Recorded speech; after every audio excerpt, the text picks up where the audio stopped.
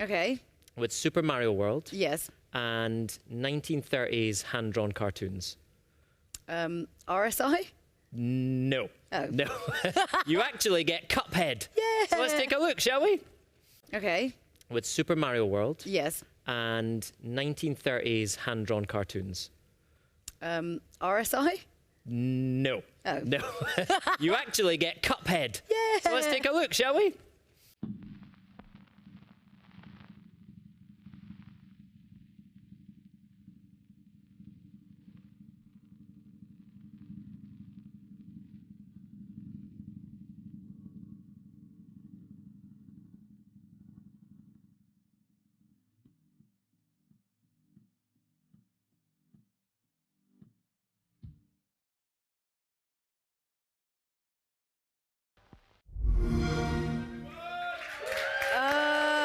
Every time I see it, I just want to know more about it. It's I just really love cool. that music. You know, it gets me every single time. I love it. Yeah, that build.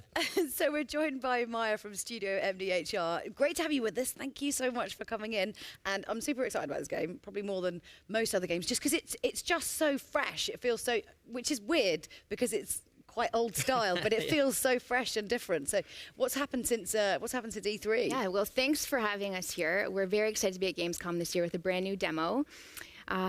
So we're wrapping up development right now, and as you are probably aware, Cuphead is a run and gun platformer where you can run, duck, jump, shoot, parry. We also have other levels where you can play as a shmup.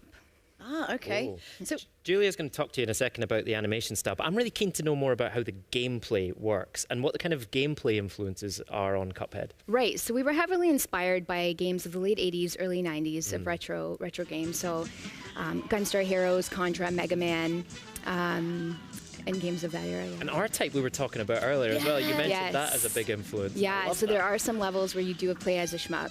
yeah, that great. messes with your, you know, when you're like, you can't quite understand what's happening, but your body's just like going into like auto mode. Very Yeah, reactive. it's like using the Force, I always think. It's that zen moment where you It's just too tune fast. into You it. can't actually process it. It's just really, really quick. But it's Yeah, you're just you're in that zone. So I suppose we have to talk about the actual style of it as well, because I mean, talk about the process in creating the look of Cuphead, because it's pretty unique. Yeah, so every single frame in the game is hand-drawn with pencil and paper, and hand-inked as well on paper. So, and also all the backgrounds are watercolor paintings, and there's nearly 3 hours of custom jazz music. Custom jazz. Yes. Honestly, I it love feels that. like, Maya, that everything in this game, which is unusual for a video game, has been handcrafted, Yeah. right? There's like real artisanship gone into this. Right, yeah, we really wanted to maintain, be authentic to the era of the 1930s. I mean, and because how they did obviously, it. like, older cartoons were a little bit weird, a little bit strange. And obviously, you know, seeing Cuphead, it's very much like that. Was that kind of always the idea from the start, to kind of keep that bit Most weirdness? definitely, most definitely. It was a draw for us, especially to, it was that surrealistic approach to animating where there were no boundaries. Yeah. So we really loved the idea where Felix the cat could, you know, rip off his tail and use it as a match to light something on fire. Yeah.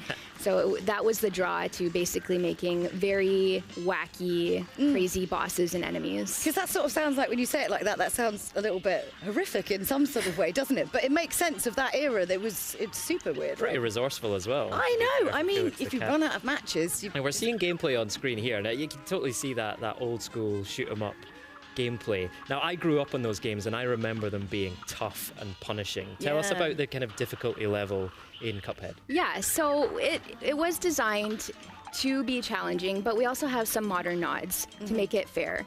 So your progression is saved, so every time that you sit down to play the game, you're not starting all over again. Yeah. You have infinite lives, and when playing in co-op, you also have the ability to revive your partner if they die off screen, if you catch them while they're floating off screen. Yeah. We have also designed the game with multiple modes. So there is easy and normal mode. Yeah. And then once you complete the game in normal mode, we unlock New Game Plus. Right. That is New finely Game tuned Plus. for Elite. Which New Game Plus always sounds really friendly, but Sounds it's innocent, not, doesn't it? not a friendly not. thing. But I think, is it right that you can actually switch between the different kind of like difficulties for each level?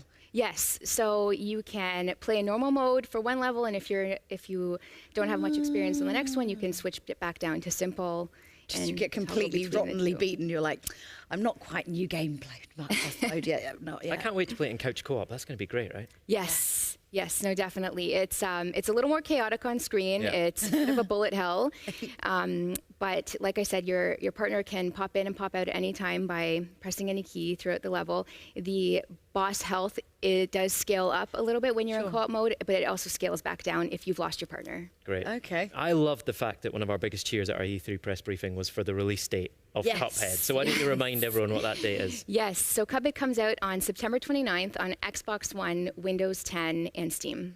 Excellent. And people here at Gamescom this week are going to be able to play it on the Xbox booth as well. So that's fantastic. That's Maya, cool. thank you so much for coming in. Thank you so much for having us. Thank Appreciate you. it. Right, still to come on the show, we'll hear from Major